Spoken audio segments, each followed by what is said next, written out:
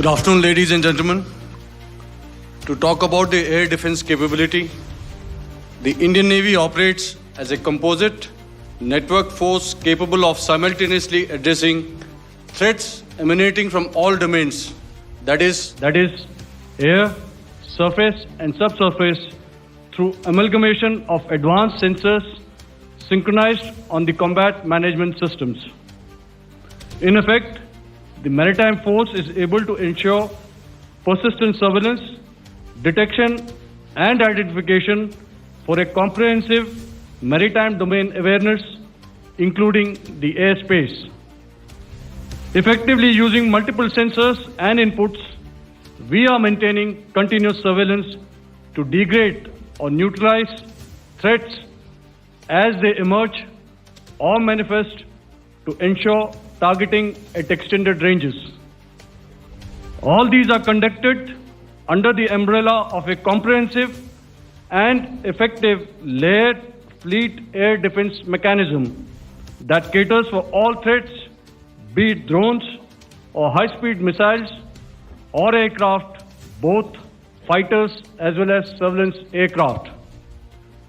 The fleet operates as a composite force, maintaining a surveillance bubble at extended ranges using advanced radars.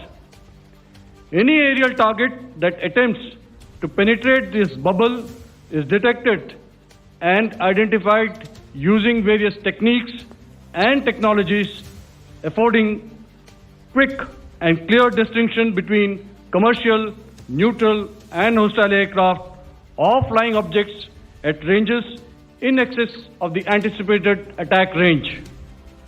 The Carrier Battle Group, with its integral air wing, provides the first layer of this layered mechanism. Adequately equipped and trained to high degree of proficiency, our pilots are able to operate both by day and night.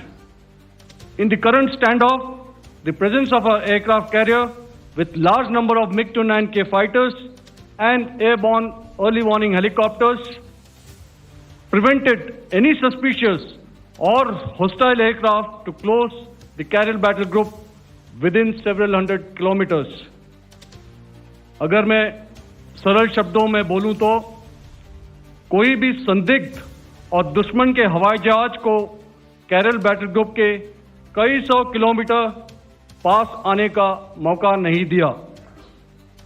Over the past few years, and most importantly, immediately after the cowardly incident by Pakistani-sponsored terrorist attack at Pahalgam, we had validated our anti-missile and anti-aircraft defense capability in a complex threat environment using cross-platform cooperative mechanism.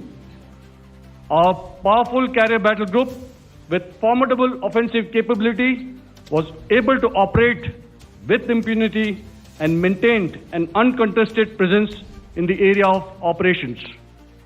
Effectively, it compelled the Pakistani air elements to remain bottled up close to the Makran coast, denying any opportunity to be a threat in maritime space. The Indian Navy maintains a credible capability to detect, identify and neutralize any aerial platforms that threaten our units at sea. To sum up, the Indian Navy's dominance thus ensured that, should we choose to, we can strike at will. Thank you, Shamdhu Varna, Jai Hind. May I now hand over to Director General Air Operations for further proceedings.